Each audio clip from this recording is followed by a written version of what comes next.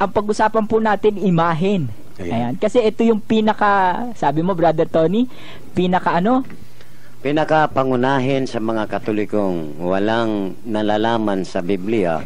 Ito ang ginagamit ng mga kalaban na pain. Kumbaga, ginagamit nila ang talatang Exodo 20, ang talata 3, sapagkat tatakutin nila ang tao para hindi mapunta di umano sa impyerno, kaya Diyos-Diyosan, imahin. Ayan. Ito yung pinakapaborito nila eh. Lahat halos ng sekta na labas ng Katoliko, basta pag-uusap larawan, magkakakampi sila eh. Alam mo, brother Tony, Brother Jay, merong utos ang Biblia, alam mo. gusto ko tong utos na to. Gusto ko pa ulit itong binabasa kasi napaka-importante nito eh. Mapapanahon ng mga Israelita o mapapanahon ng mga Kristiyano, aplikable itong utos na to ng Diyos sa Exodo 23:1. Ano sabi diyan, Brother Jay? Huwag kang magkakalat ng kasinungalingan. Ayan. Maganda yan. Maganda yan. Huwag kang magkakalat ng kasinungalingan. Tuloy mo basa. Huwag kang makikipagkayari sa masama na maging saksi kang sinungaling. Ayun. Pag tinuloy mo sa 7, ano sabi diyan? Layuan mo ang bagay na kasinungalingan at ang walang sala at ang matuwid, at huwag mong papatayin sapagkat hindi ko patotohanan ng masama. Ayan. Maliwanag, mayroong mga sumasaksi saan? Sumasaksi sa kasinungalingan, di ba? Alam naman nila yung turo nating Katoliko, miski hindi nga natin di ba, Brother Tony, miski hindi natin sabihin sa kanila, alam nila na itinuturo natin na yung mga imahen sa ating mga simbahan hindi naman Diyos-Diyosan yan at hindi natin sinasamba. Kaya lang patuloy pa rin sila sa kanilang pagtuturo at sa kanilang pagkakalat ng alin? Ng kasinungalingan. Kaya nga po, miski hindi na natin basahin, alam na naman natin yung aral ng Katoliko Pero mas maganda dyan, linawin natin, Brother Tony, ano ba talaga ang itinuturo ng simbahang Katoliko? Sino ba talaga ang kinikilalang Diyos ng mga Katoliko? Yung mga larawan ba? Yung mga larawan ba, Brother Tony? Hindi. Sino yung kinikilala nating Diyos? Ang paliwanag ng simbahan ay ganito: we firmly believe and confess without reservation that there is only one true God, eternal, infinite, and unchangeable, incomprehensible, almighty, and ineffable, the Father, the Son, and the Holy Spirit. Three persons, indeed but one essence, substance or nature, entirely simple. Ilan daw yung kinikilala nating Diyos? Isa lang, 'di ba? Kaya lang pag sila na yung nagpapaliwanag tungkol sa aral ng Katoliko, anong sasabihin nila? Sumasamba ka sa Diyos-Diyosan. Ayan, 'di ba? Yung isa pa, 'di ba? Parang pakakak yung bunganga niya kapag umatake sa Katoliko. Ito nga pala, nabasa yung talatang wag sumaksi sa katotohanan. Alam niya yung binasa niya kasi nung isang gabi, nanood ako ng TV at nabasa ko, nag-e-exposition tong isang to, no? At alam mo ba, binasa yung lumang aklat na yung ang aking Birheng Mariang tagapamagitan na nakasaad doon, ang Birheng Maria raw maawaing Diyos. Tapos ang sabi niya, ang konklusyon niya, kita na ninyo, itinuturo ng mga Katoliko na ang Birheng Maria ay Diyos, maawaing Diyos. Kaya dapat umalis ka dyan sa mga nagpapakilalang Diyos ng iba. Hindi niya sinasabi yung katotohanan kasi mismo doon nakasulat doon sa libro niya yung erratum. Ibig sabihin, nagkamali yung nag-imprenta noong aklat na yon. Pero pag binasa niya, patutunugin na niya, ano ang tunog niya? Tinuturo ng mga Katoliko, sige, bukod sa librong yan, Mr. Soriano, bukod sa librong yang ginagamit mo, meron ka pa bang ibang libro na mababasa dogmatiko ng simbahang Katoliko na nagtuturo na ang Birheng Maria ay Diyos? Sige, magbigay ka. Ito, hamon ko sa kanya to. Magbigay ka ng isa pang libro na nagtuturo na ang Birheng Maria ay Diyos. tinuturo natin siya ay ina ng Diyos pero hindi siya Diyos. O sige, ito diretsahan, no? Diretsahan. Sinasabi ko talaga kung sino yung ano nito. Kaya kung meron pong nakikinig diyan na kaanib nitong dating daan na to, aba, tumawag na po kayo. Tatanggapin po namin. Ang ibig mo sabihin, Brother Arnold, pinalilitaw na ang paniniwala natin sa mahal na Birheng Maria ay Diyos. Oo. Ay mabuti pa kaya lapatan natin ng talata. Anong talata yan? Jeremiah chapter 23 verse 30. Sige, basahin natin. Kaya't narito ako'y laban sa mga propeta, sabi ng Panginoon, na ninanakaw ng bawat isa ang aking mga salita sa kanyang kapwa. Mga magnanakaw pala tong mga tao na to. Eh di maliwanag na, nauuso naman yung kakanim pilipit. Pilipitin na naman. At lumalabas din yung pagkabasurero nitong mga sugo na to. Gawa ng yun binilagyan na ng erratum na ibig sabihin mali ang pagka-imprenta. Yun naman ang ginagamit nila. Oo, hindi nagsasabi ng to. Kaya binasa natin, kaya una kong pinabasa yun doon sa Exodo 23:1 Kaya ko nabanggit yun kasi nga ito maliwanag sa council, sa Lateran Council, sinasabi we firmly believe and confess without reservation that there is only one true God. Sino yun? Yung Father, yung Son, at yung Holy Spirit. Pagkatapos pagbibintangan niya tayo na ang bintang niya tinuturo daw natin na ang Birheng Maria ay Diyos. 'Di ba? Tupad na tupad sa kanya yung isang talata pa ng Biblia dito sa 2 Pedro 2 at 12. Datapwat ang mga ito gaya ng mga kinapal na walang bait na ipinanganak na talagang mga hayop upang hulihin at lipulin na nagsisialipusta sa mga bagay na hindi nila nalalaman. Alipusta sila ng alipusta. Tumpak. Hindi naman nila alam. Ang tawag ng Biblia sa kanila, kinapal na walang bait. Mga hayop na dapat lipulin. Diba? Mga alapaap na walang patutunguhan. Ayan. Bueno, hindi naman yun yung tema natin. Ang tema natin, yung larawan. Ayan. Kaya lang, binanggit ko na rin yun kasi nga, napanood ko ang daming naloloko Ang daming niyang naloloko at talagang grabe na yung paninira sa Katoliko At totoong tawag dyan paninira dahil hindi naman talaga nagsasalita ng totoo. Ang paninira, yung nagsasalita ng hindi naman totoo yung sinasalita. Ayan. Ngayon, ano ba yung turo? Ayan na naman, papasok na naman sila. Tayo raw ay sumasamba sa Diyos-Diyosan. Ayan. Ano ba talaga yung turong Katoliko? Pag ang pinag-usapan, yung mga imahen na nandoon sa ating simbahan. Ayan. Ano yung itinuturo nating mga Katoliko dyan? Sa Council of Constantinople. Anong sabi dyan? For as though the language of word contained in this book, gospel, all can reach salvation, so due to the action which these images exercise by their colors, all wise and simple alike can derive profit from them. For what speech conveys in words, pictures announce and bring out colors. Ayan. Yun daw, kung paano raw ang Biblia, ang Ebanghelyo, ay nagtuturo ng kaligtasan para matamunan lahat ng kaligtasan. Gayon din naman daw yung mga imahen, nagtuturo rin sa pamamagitan na ng kanilang kulay. No? Maganda man ito, matalino man ang pagkakagawa rito, matututo raw tayo dyan. Kaya yung salita raw conveys words, nagbibigay ng salita yung aklat. Pero yung picture announce and bring out colors, 'di ba? Yung kilalang-kilala nating Last Supper 'di ba?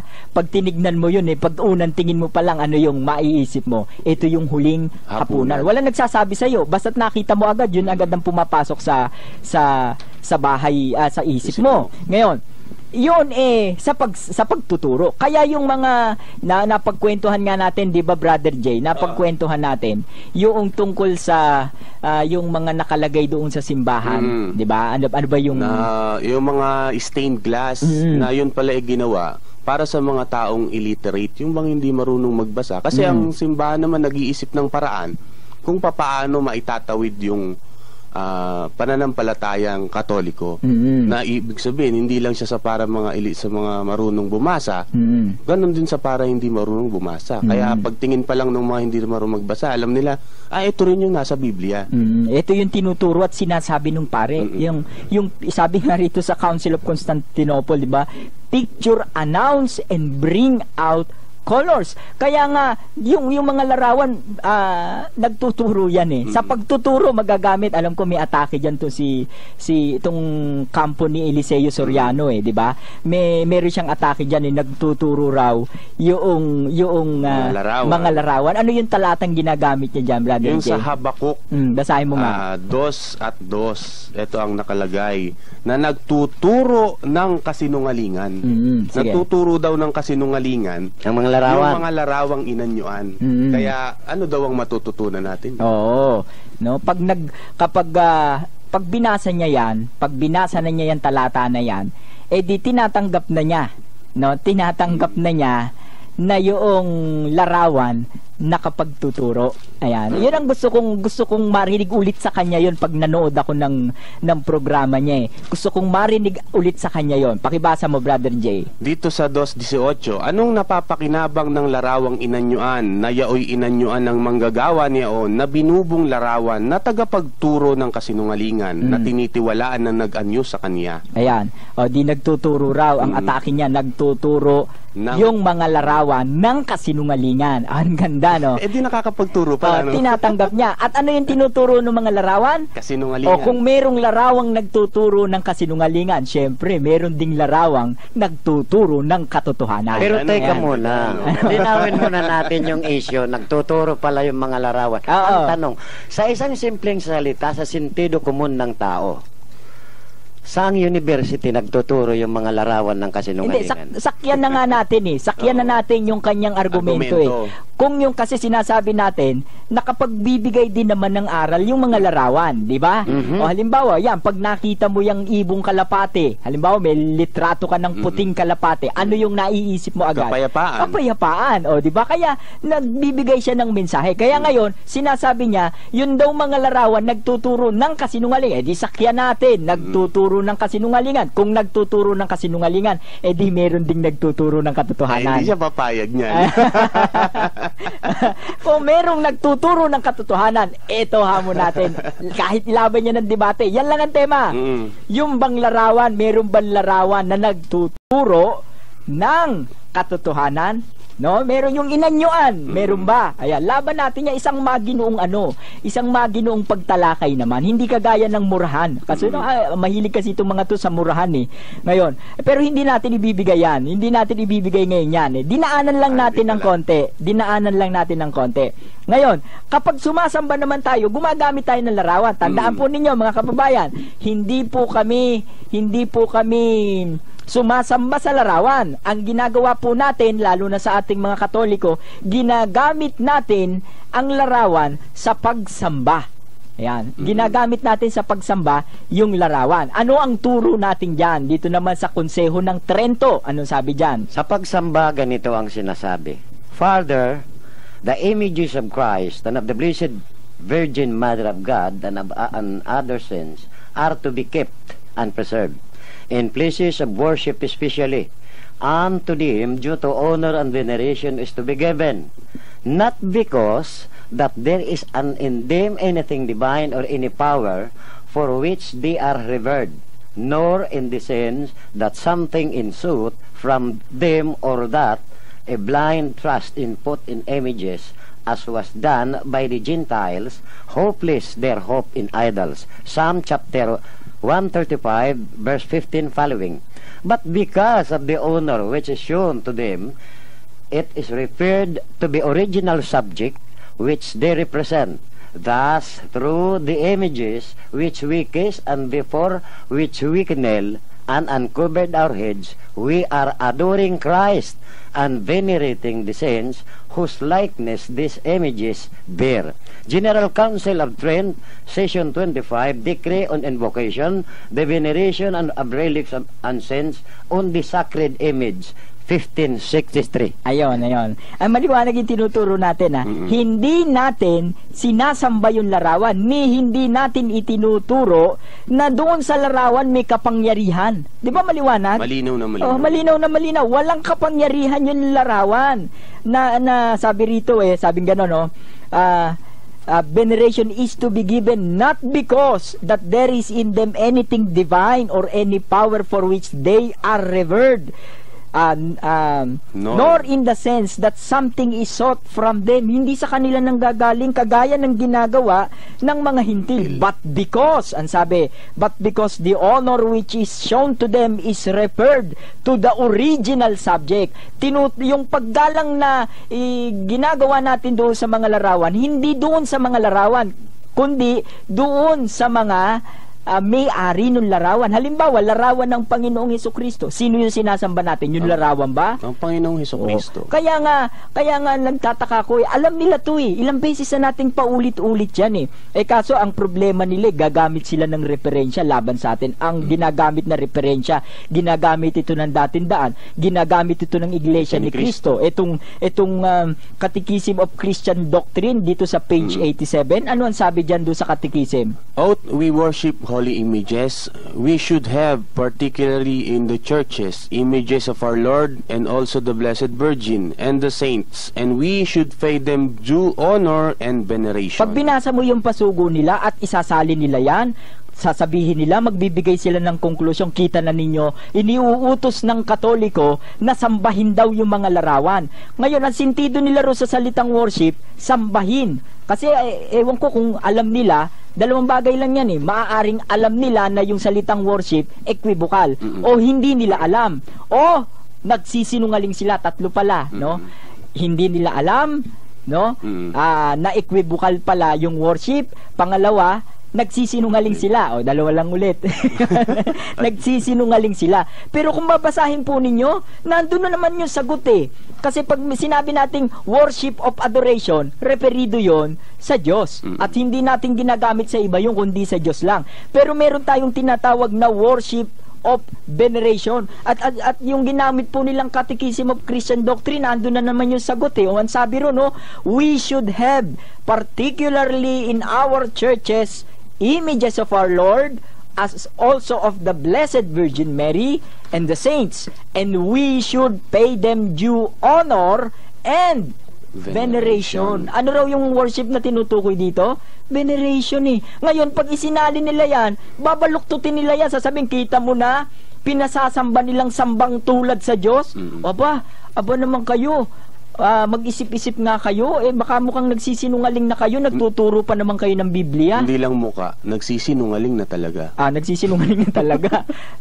Kaya, ano ba ibig sabihin ng veneration? Ang ibig sabihin ng veneration, sabi dito sa Concise Dictionary of Catholic, the New Concise Catholic Dictionary by Reynolds Ekstrom, ang sabi dyan, veneration is the process of directing deep reverence and respect toward historical figures, real human beings who lived, died, and now believed to be in glory with God in heaven. Veneration comes from the Latin word meaning to give reverence, magbigay galang. Yun ang ibig sabihin ng veneration pag isinali nila, sinasamba. Ayan. Alam nyo, ano ba tong mga taong ito? Meron lang ako doon. Alam na pala, yung ibig sabihin pala nung yun panggalang. Di ba nagprosesyon nga sila? Hindi naman yun iginalang nila yung mismong yung imahe nung kanilang sugo. Ang iginalang pa nila yung silya. At meron tayong pasugo niyan. Oo. Biruin mo, nagprosesyon ng pinrosesyon yung upuan, bangkuan, sapagkat dyan umupo ang sugo sa huling araw. Ayan, kaya dapat yon iprosesyon. Dinala sa Araneta Coliseum. Ayan, di ba? At nagpupugay sila, pinagpugay nila. Silya, di ba? Silya, kapag kayo ang gumagamit, pag gumagamit kayo ng salitang galang, pwede. Pag ang Katoliko gagamit ng salitang galang, hindi pwede. Sa kanila, pag prosesyon, silya, pwede. Pag meron nang nakaupo dun sa silya, bawal na. Pag yung istampita natin, merong larawan ni Cristo, pwede. Pero pag may larawan ni Felix Manalo, hindi pwede. Hindi. Kapag yung istampita natin, may larawan ng Panginoong Hesukristo, hindi pwede. Hindi pwede. Bawal. Pero pag ang medalya, merong nakalitraturong Felix Manalo, pwede. Ayun. Pwede yun. Meron tayo nung medalya na yun. Oo, meron. Sige. Tumawag po kayo, mga kababayan. Bibigay namin ulit. 531-6774 at 531-2666. 0. Ayan. Maganda kasi ituloy natin. Eto, meron kasi sa isang pasugo, meron silang definition sa Diyos-Diyosan eh. Ano yung definition nila ro sa Diyos-Diyosan? Sabi nila, ang tawag daw sa Biblia ng imahen at mga larawan na inukit mula sa ginto, pilak, bato o kahoy na sinasamba at dinadalanginan ng mga tao ay Diyos-Diyosan. Ang tawag daw sa mga imahen, no, na inukit na larawan mula sa ginto, pilak, bato, kahoy na sinasamba at dinadalanginan ng tao, Diyos-Diyosan. Yun yung definition nila. Mababasa mo yan doon sa Pasugo, March 2003, volume 55, number 3. No, doon mo mababasa yan. Nagbigay sila ng definition. Aba, mukha na naman yatang nakakalimot sila sa sarili sa pagbibigay na ito ng definition, ano. No, bakit? Basta't daw larawan, imahin na inukit. Diyos-Diyosan yan. Ako, problema nilang malaki to. Pakibasa mga Brother J dito sa sa unang hari sa 29. Pakibasa mo nga. At kanyang inukitan ang lahat ng panig ng bahay sa palibot ng mga ukit na larawan ng mga kirubin at ng mga puno ng palma at ng mga bukang bulaklak sa loob at sa labas ng bahay. Ako, yung templo punong-puno ng Diyos-Diyosan. Kung susunod tayo doon sa kanilang argumento, no? Hindi naman niluluhuran at dinadasalan yan. Naku, malaki na naman ang problema nila rito. Bakit? Basahin mo nga sa Ezra. Gis at 1. Habang si Ezra nga ay dumadalangin at nagpapahayag ng kasalanan na umiiyak at nagpapatira pa sa harap ng bahay ng Diyos. Yung bahay ng Diyos punong-puno ng larawan. Ibig sabihin si Ezra sumasamba sa Diyos-Diyosan. Oo, ayon sa kanilang definisyon. Definisyon nila yun, ha? Sabi niya, ang tawag ika ng Biblia sa mga imahen at mga larawan na inukit mula sa ginto, pilak, bato o kahoy na sinasambat dinadalanginan ng mga tao, Diyos-Diyosan. Kung susunod ka sa argumento nila, yun ang lalabas. Yung pinagawa ng Diyos na larawan, Diyos-Diyosan. Ayan, hindi na naman sila... At yung propeta ng Diyos na si Ezra, sumasamba sa Diyos-Diyosan. Oo, kung susundan natin yung kanilang argumento, ano. Pero meron silang lusot diyan. Ang lusot nila diyan, hindi pinagbabawal kasi ng Diyos na gumawa talaga ng larawan. Kasi hindi naman nila tatanggapin yung paliwanag natin. Bagamat may nabasa na po tayo na yung templo punong-puno ng larawan. Merong gusto nyo pa nga, ultimo yung kurtina ng kurtina sa loob ng templo. Meron silang kurtina ron Doon sa kurtina may nakaburda. Alam mo kung ang nakaburda, Brother J? Ano? Kerubin pa rin. Diyos-Diyosan pa rin yun. Diyos-Diyosan yun. Larawan pa rin siya. Nakaburda mismo roon sa Tawag kayo, tanungin nyo kung saan yung talata. Ayan. Ngayon, babasa sila ng talata. Ito yung favorite nila. Favorite nila yan. Dito sa Exodo 20, 3 hanggang 5. Ayan, paborito nila yan. Huwag kang magkakaroon ng ibang mga Diyos sa harap ko. Huwag kang gagawa para sa iyo ng larawang inanyuan o ng kawangis man ng anumang anyong nasa itaas sa langit o nasa ibaba sa lupa o ng nasa tubig sa ilalim ng lupa. Huwag mong yuyukuran sila o paglilingkuran man sila, sapagkat akong Panginoon mong Diyos ay Diyos na mapanibuguin, na aking dinadalaw ang katampalasanan ng mga magulang sa mga anak. Ang pinagbabawal ng Diyos, gumawa ng larawan. Pinagbabawal ng Diyos, yumukod sa larawan. Pinagbabawal ng Diyos, maglingkod sa larawan. Kasi nga sa kanila, pagpasan, pag pinasan mo sa presisyon, di ba? Naglilingkod ka na. Sumasamba ka na sa Diyos-Diyosan. Ayun, di ba? Di isa-isahin natin yan. Ang Diyos ba, pinagbawal talaga niyang absoluto? No? Bawal ba talaga ang paggawa ng larawan? Absolute, ha? Absolute, talagang bawal. Mamaya papaliwanag natin ng konti yung Exodo na yan. Pero absolute ba na talagang bawal ng larawan? Bawal gumawa ng larawan? Pag sila tinanong mo, matigas na matigas ang sagot niyang mga yan. Oo! Pag ang Biblia tinanong mo, ano sasagot ng Biblia? Hindi, meron. Sige. Ito po, lista niyo po mga kababayan sa 25 po ng Exodo. Pakibasa mo, Brother Jay. 25, 18 hanggang 20. At gagawa ka ng 2 kirubing ginto na yari sa pamukpok, iyong gagawin sa 2 dulo ng luklukan ng awa. At gawin mo ang isang kirubin sa isang dulo at ang isang kirubin sa kabilang dulo, kaputol ng luklukan ng awa. Gagawin mo ang mga kirubin sa dalawang dulo niyaon at ibubuka ng mga kirubin ng kanilang pakpak na paitaas na nanliliman ng luklukan ng awa ng kanilang mga pakpak, na ang kanilang mukha ay nagkakaharap sa dakong luklukan ng awa. Ihaharap ang mga mukha ng mga kirubin. May mukha yung kirubin, di ba? May pakpak pa. meron pang pakpak. Pag tinuloy mo sa 22, Brother J, ano sabi sa 22? At diya'y makikipagkita ako sa iyo at makikipanayam sa iyo mula sa ibabaw ng luklukan ng awa, sa gitna ng dalawang kirubin na nangasa ibabaw ng kaban ng patotoo. Saan daw makikipagkita ang Diyos? Ba, dun sa dalawang kirubin. ng dalawang Sa pagitan ng dalawang kirubin. Nakikita ba yung Diyos? Hindi. Hindi. Pag nakikipag-usap sila sa Diyos, kanino sila nakikipag-usap? Sa kirubin. Ayun. Sa kirubin sila nakikipag-usap. Pero sabi nila, absoluto, bawal ang paggawa ng larawan. Marunong pa kayo sa Diyos. No? Ngayon, ang patunayan nyo na lang, yung kirubin ba imahin o hindi? Yan. Kailangan baliin nyo. Yung kirubin ba imahin o hindi imahin? Yung bang kirubin larawan o hindi larawan? Ayan ang patutunayan nyo, kasi sabi nyo bawal ayon doon sa Exodo 23 kung ang unawa nyo ang papakinggan. Ngayon, yung pagluhod, no, yung paglumuhod ka raw sa harapan ng larawan, pagsamba yan. Lahat ba ng pagluhod, pagsamba ayon sa Biblia? Sabi nila. Oo na naman sila. O di ba? Kung may mabasa na naman tayo. Ay, meron Yung lingkod ng Diyos, yumukod sa lingkod ng Diyos. Halimbawa tayo, mga lingkod ng Diyos. Yumukod tayo, nanalangin tayo sa harapan ng larawan ng lingkod ng Diyos. Bawal ba sa Diyos yun? Bawal ba yun? Bawal daw. O, sabi nila. Anong sabi ng Biblia? Hindi bawal.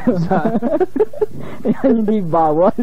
Baka wala ka namang ebidensya niya. Ito ebidensya. Maliwanag pa sa sikat ng araw. Kasi sa kanila, kasing liwanag ng kataratan ng mata nila tayo pag nagbasa, maliwanag na maliwanag, no? Diyan yung mga makikita tayo, ang isip natin sa larawan. Larawan lang, imahin lang. Nagpapaalala sa atin. Sila naman, pag nakakita ng larawan, ang isip nila, Diyos-Diyosan. Tignan mo kung gaano kakitid yung utak nila. Para bata, no? Pag nakakita ng jeep-jeepan, ang nasa isip kasi ng bata, jeep yun Kaya pag naglaro yung bata, di ba? Ang isip niya, jeep. Sila naman, pag nakakita ng larawan, halimbawa, larawan ng Panginoong Jesucristo, anong isip nila ron? Diyos-Diyosan, no? Parang bata. Hindi na lumago pag-iisip nitong mga to. Hanggang ngayon, bata pa rin isip. Hindi naman bata isip. Isip bata.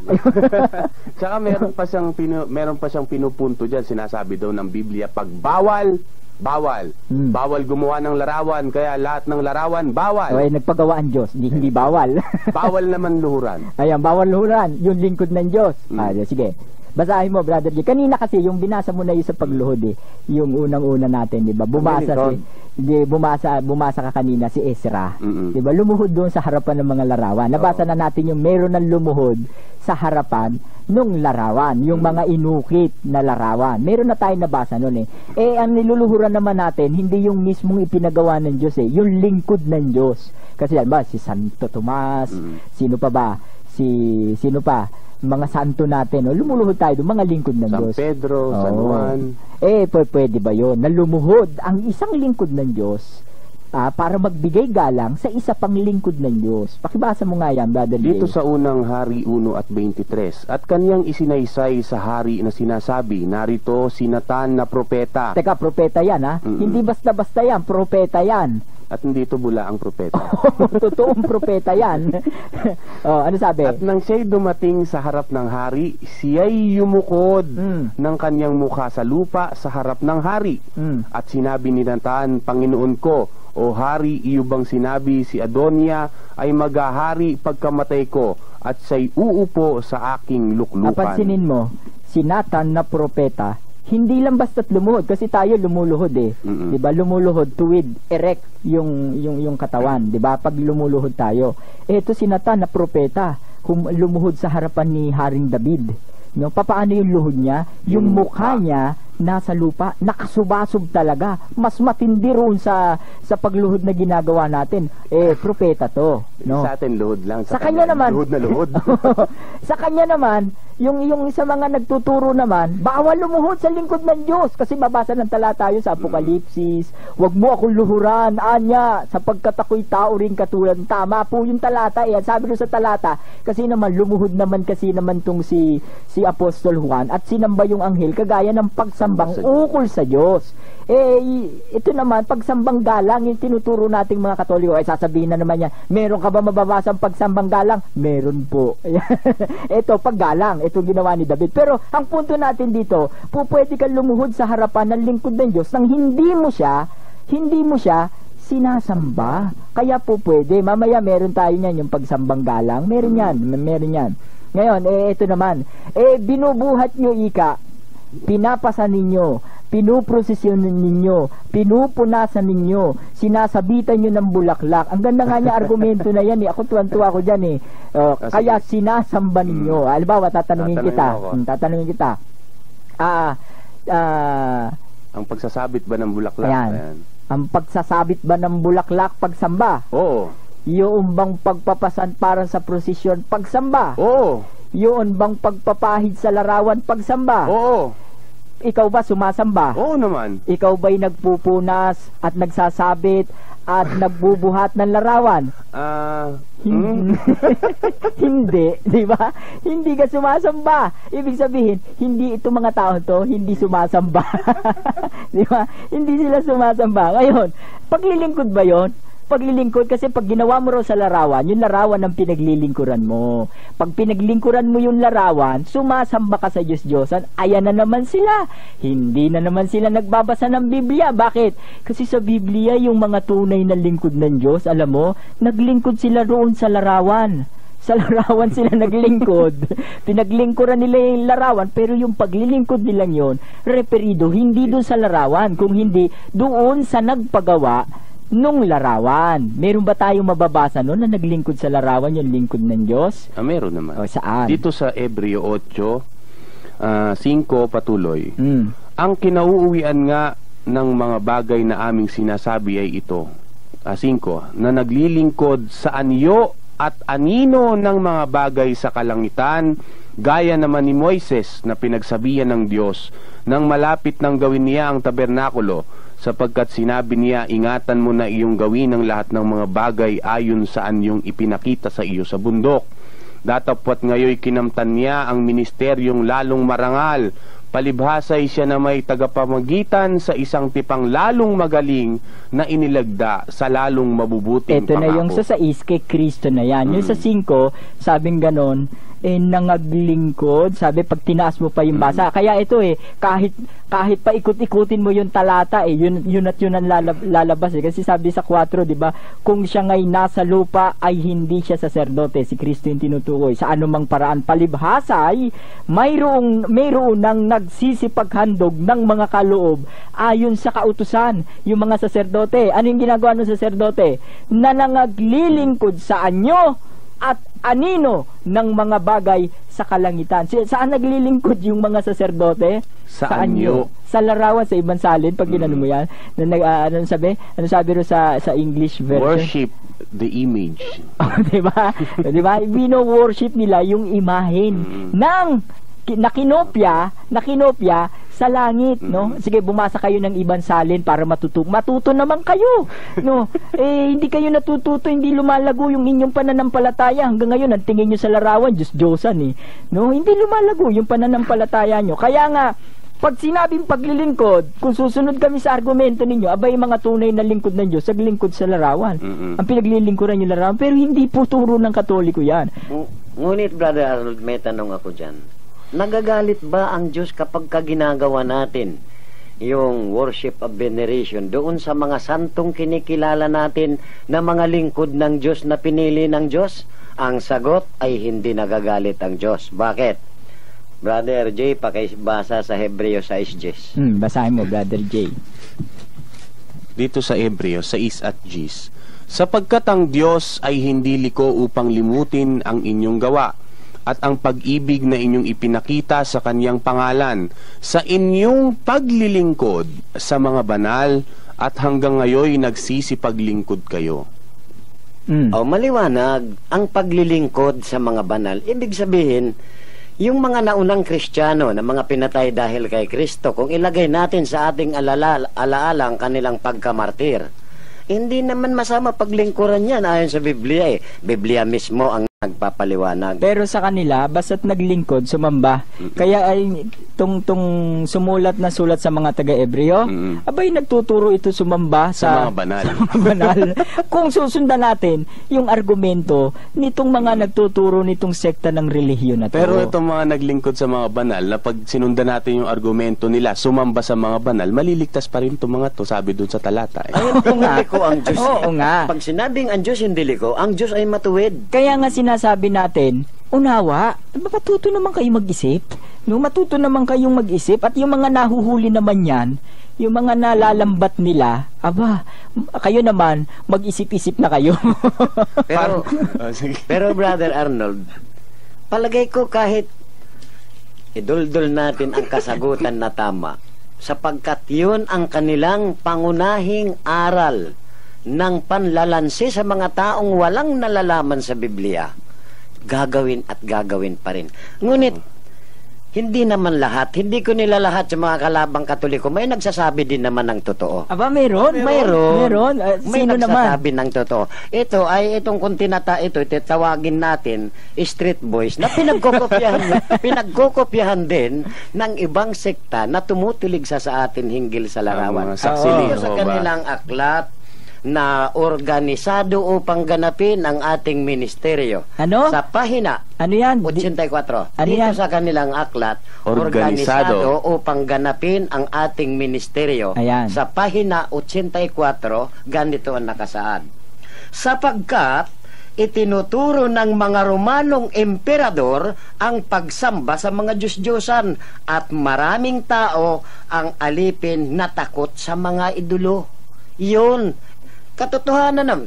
Ito ang katotohanan na sinabi. Yung emperor worship, ayon sa history, ito ang katotohanan na nagpapasamba doon sa mga rebulto. Hindi ang simbahang Katoliko ang nagtuturo. Kasi turo ng emperador, sasabihin mo Katoliko, magsabi kayo ng totoo para makatikim naman kayo ng grasya ng katotohanan. Para hindi sila madisgrasya. Tsaka yung argumento nila, bawal. Pag sinabing bawal, lahat bawal. Di bawal gumawa. Parang bawal tumawid yan eh. Pag bawal tumawid, pwede ka pa bang tumawid? Hindi na. Lahat bawal eh. Kaya kung nandun ka dun sa bahay mo, hindi ka na makakaalis dun. Doon ka na lang kasi bawal tumawid. Ayan ang mga argumento nitong mga to eh. Ewan ko nga ba naman, no? Magbago na po kayo ng style. Yung style nyo bulok na. Pero sa bagay, epektibo pa rin kasi wag naman po sana magagalit yung mga kapatid nating Katoliko, ano ho. Epektibo pa rin yung kanilang argumento. Bakit? Ang dami namang hindi marunong sa mga Katoliko. Kaya nga yun po yung ano namin yun po yung kahilingan namin. Pag-aralan naman po ninyo yung inyong pananampalataya, yung atin pong pananampalataya. Kaya para alam naman po ninyo kung ano yung katotohanan. Kasi sa aasa na lang kayo. Hilig-hilig kasi natin mga Pilipinong binigyan ka na, sinubuan ka. Gusto mo habang buhay susubuan ka. hindi ka matutong magtrabaho, hindi ka matutong mag-isip. Gusto mo merong mag-iisip para sa iyo. Ano ba naman 'yan? Pati yung pagsamba, no? Gusto mo merong sasamba para sa iyo. Ano ka ba naman? No, ano na tayo eh. Saka hindi pag kunyari napadaan ka sa isang kanto, para saan ka papunta? Sisimba ko.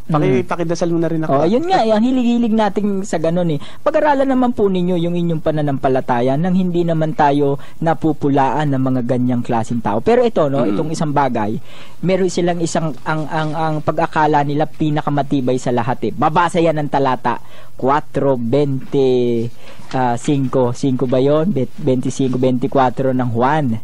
Hindi ba't ang Diyos ay Espiritu? 4:24. 4:24. Ang Diyos ay Espiritu at ang mga sa Kanya ay nagsisisamba ay kinakailangang magsisamba sa Espiritu at katotohanan. Kita mo na. Kaya magkukonklusyon na naman yan. Ang konklusyon yan, kita mo na, kasi ang Diyos ay Espiritu, hindi kailangan ng larawan. Hindi kailangan ng larawan. Espiritu, magagawa mo nga ba naman ng larawan yung espiritu? Ay, sumunod tayo. Alam po ninyo, yung nakasulat dito sa 4:24 ng Juan, ang tinutukoy lang naman ng Panginoong Hesukristo rito, yung panloob na pagsamba ng bawat tao, kung papaano yung ano mo, yung pagsamba mo, kung papaano kang sasamba sa Diyos. Ang sabi niya sa espiritu at sa katotohanan. Pero pansamantala, tanggapin natin yung kanilang ulit kamalian dito sa talatang ito. O sige, ang Diyos ay espiritu at nararapat siya sambahin sa espiritu at katotohanan. Sa espiritu tayo, sasamba tayo sa espiritu, di ba? Eh di dapat hindi na sila nagtitipon-tipon. Hindi na. Kasi sa espiritu lang Nandyan ako sa espiritu, sabi ni Pablo. Saan talata ba yung sinabi ni Apostol Pablo? Sabi ni Apostol Pablo, kahit wala ako sa laman, ako man ay nandiyan naman sa espiritu. Dapat gano'n na lang. Wala kasi, nang pagtitipon. Wala na, kasi espiritu na nga lang Ay, hindi papayag yan. Wala nang abuluyan din. Yun nga susundan lang natin yung argumento nila. Ito pa, bakit pa kayo umuupa ng mga bahay sambahan? No, bakit? Kasi dapat espiritu hindi kailangan yan. No, bakit kayo nag-aawitan? Alive. Diba? Dapat hindi na. Kasi sa espiritu na Kung susundan na ulit natin yung ano nila, bakit nagtatayo ka pa ng pagkatutulis na mga kapilya? Bakit? Sa espiritu na nga Hindi naman matutusok ang espiritu. Espiritu yun O diba? Sundan lang natin yung argumento nila. Kasi, hindi nila ang problema sa kanila, hindi nila inuunawa yung ibig sabihin ng Panginoong Hesukristo. Ang ibig sabihin kasi ng Panginoong Hesukristo rito, sa talatang 4:24 ng Juan, ang sabi niya lang, yung panloob kung papaano, what manner of adoration na meron dapat ang isang tao. Ano ang sabi ni Apostol Pablo? Pakibasa mo nga dyan. Dito sa 8 at 5 ng Roma, sapagkat ang mga yaon sa laman ay nangagsisitalima sa mga bagay ng laman, datapwat ang mga ayon sa espiritu ay sa mga bagay ng espiritu. Ayun, 'di ba? Yung sa mga espiritu, sa mga bagay ng espiritu, ang tinutukoy dito yung laman, yung pagiging makalaman. Sabi rito pag tinuloy mo yung basa sa 6, sapagkat ang kaisipan ng laman ay kamatayan, datapwat ang kaisipan ng espiritu ay buhay at kapayapaan. Sapagkat ang kaisipan ng laman ay pakikipag-alit laban sa Diyos, sapagkat hindi napasasaklaw sa kautusan ng Diyos, ni hindi nga maaari. At ang nangasalaman ay hindi makalulugod sa Diyos. Yun yung sinasabi rong sa espiritu at sa katotohanan. Ibig sabihin, kaya nga sinasabi nito, ito yung internal worship, natatanggalin mo lahat ng bagay na nakapagpapalugod sa laman mo. Yun yung sinasabi ng Panginoon. Vices, mga vices, no? Mga vices, ano yung mga vices yun sa mga mayor? Yung sa vice mayor, mga vices. Anyway, sabi niya, katotohanan. Ano naman yun sa katotohanan? Ito pa yung isang sabi ni Apostol Pablo sa unang Timoteo. Pakibasa mo, Brother J. Sa unang Timoteo 2 at 13. Ang sabi niya, at dahil naman dito ay nangagpapasalamat na walang patid sa Diyos na inyong tanggapin sa amin ang salita na ipinangaral sa makatuwid bagay. Ang salita ng Diyos ay inyong tinanggap na hindi gaya ng salita ng mga tao, kundi ayon sa katotohanan sa salita ng Diyos, na salita ng Diyos na gumagawa naman sa inyo na nagsisisampalataya. Yung katotohanang tinatanggap natin ng buong buo ang mga ipinahahayag ng mga apostol. Yung ating pananampalataya, kaya nga tayo mga Katoliko, merong credo. Ayan, di ba? Yun yung katotohanan. Kaya nga pag binalik mo rin sa 4:24, no? Ibig sabihin, alam mo kung sino yung tinatanggap mo, yung tinuturo ng mga apostol, no? Alam mo yung tinatanggap mo. Pakibasa mo, Brother J. Sa Juan 4:24. Itaas mo basa. 23. Datapwat dumarating ang oras at ngayon nga nasasambahin ng mga tunay na mananamba ang Ama sa espiritu at katotohanan. Teka, sa 22, ang sabi, sapagkat sinasamba ninyo ang hindi ninyo nalalaman, sinasamba namin ang nalalaman namin, sapagkat ang kaligtasan ay nanggagaling sa mga Hudyo. Kaya yung dapat na pagsamba, alam mo kung sino yung sinasamba mo. Kaya tayo mga Katoliko, alam natin Yun yung sa espiritu at sa katotohanan, alam mo yung sinasamba mo. No, bueno, meron na lang tayong 5 minuto ulit, Brother Tony. No, hindi naman, mga 7 minuto bago tayo matapos. Pero mukhang na ano sila, na anong tawag doon? Na nginig. Nayanig. Ang tanong ko dyan, Brother Arnold, ano ba ang tinutukoy sa katotohanan? Sino ba ang katotohanan? Ang Panginoong Hesukristo. Ang Panginoong Hesukristo, ayon sa Juan 1:17. Pakibasa nga, Brother G. Dito sa Juan 1:17 ay ganito ang nakasulat, sapagkat ibinigay sa pamamagitan ni Moises ang kautusan, ang biyaya at ang katotohanan ay nagsidating sa pamamagitan ni Hesukristo. O tama ang sinabi ni Brother Arnold na yung pagsamba, ang tinutukoy diyan yung kaanyuan ng sumasamba, yung tunay reality. Yung kasi ang tinutukoy doon sa 4:24, yung panloob na pagsamba. Yun ang tinutukoy. Hindi naman pinagbabawal doon na huwag kayong, kasi ang Diyos sa espiritu, kaya huwag kayong gagawa ng imahen. Wala ron sa talata na yun. Ay ang problema nila, babasahin ng talata tapos isasaksak nila yung imahen. Kita mo na, di bawal. Pinapatunog nila na gano'n ang ibig sabihin. Babalikan ko lang yung 23:1 ng Exodo. Anong sabi sa ang sabi sa 23:1, babalikan natin ng konti. Ang sabi ron, huwag kang magkakalat ng kasinungalingan, huwag kang makikipagkayari sa masama, na maging saksi kang sinungaling. Nakita mo na, no? Etong mga to, natutupad yung sinasabi rito sa ipinag-uutos ng Diyos, no? Bakit kaya patuloy kayong nagsisinungaling? Masira lang yung Katoliko, di ba? Masiraan lang yung Katoliko. Yun ang ginagawa nila. Kaya nga po, mga kababayan, no, sana naman magsabi naman kayo ng totoo. Kung talagang totoo kayo, totoo talaga kayo, mangaral kayo ng pangaral ni Kristo. Huwag kayong mangaral ng panira sa Katoliko. Masira lang nila yung Katoliko kahit masira na yung ulo nila. Masira. Di ba? Masira lang nila yung Katoliko. Oo. At gumagawa sila ng paraan. Pero masisira nga ba ayon sa sinabi ni Kristo sa garantor na binigay niya sa kanyang simbahan? Hindi yata, Brother J. Pakibalikan mo nga yung Matthew 16:18.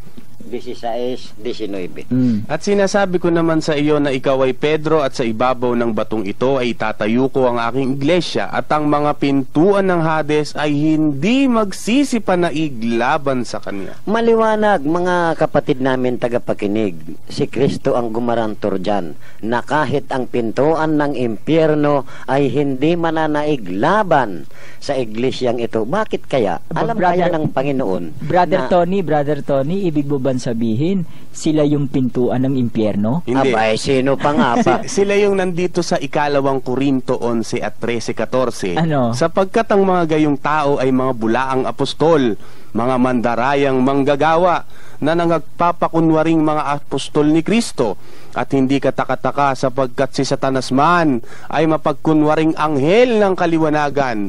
Hindi malaking bagay nga ang kanyang mga ministro naman ay mapagkunwari na waring ministro ng katwiran, na ang kanilang wakas ay masasang-ayon sa kanilang mga gawa. Ayan, ang sabi ng Biblia. Hindi daw katakataka. Yan ang sabi ng Biblia. Pero ang masakit dito, Brother J, yung mga kapatid nating na hindi nagbabasa ng Biblia at nakikinig ng aral ng katisismo, madalas dyan dinadapuan ng ganong sakit. Anong sakit yon? Roma 16:18. Dito sa Roma 16 at 18, sapagkat ang mga gayon ay hindi nagsisipaglingkod sa Kristong Panginoon, kundi sa kanilang sariling tiyan, at sa pamamagitan ng kanilang mabuting pananalita at maiinam na mga talumpati, ay dinadaya ang mga puso ng mga walang malay. Yun ang kawawa, yung puso ng walang malay. Grabe kayong umatake, Grabe kayong Hindi, umatake. nagsasabi lang kami ng totoo. Sapagkat angkop sa pagkakataon ngayon ang nangyayari sa atin. Pinaulanan nyo na sila ng Mas talaka. grabe naman silang umatake. Direkta nilang sinasabi na yung Iglesia Katolika Apostolika Romana, yan yung iglesyang tinayo ni Satanas. Hindi, alam mo naman doon sa bibig manggagaling, yung palagi mong sinasabi, doon ka galing kabisado mo Pag sinabi mong kampo ni Satanas, di kilala nito yung kampo ni Satanas. Ano ibig sabihin? Doon siya sinanggaling at yun yung kanilang best friend niya, no? Best friend. Kaya nga po mga kababayan, bago po kami matapos, hindi po sumasamba sa Diyos-Diyosan. Patunayan nyo yung larawan ni Kristo sa simbahan. Ito magagandang proposisyon Yung larawan ni Kristo sa simbahan Diyos-Diyosan. Ayan, patunayan nyo yan. Intayin namin kayo doon sa Plaza Miranda at saka gusto nyo sa linggo, tuwing araw ng linggo alas 3 hanggang alas 7 ng hapon sa St. Peter's Men's Society. Pumanik lang kayo.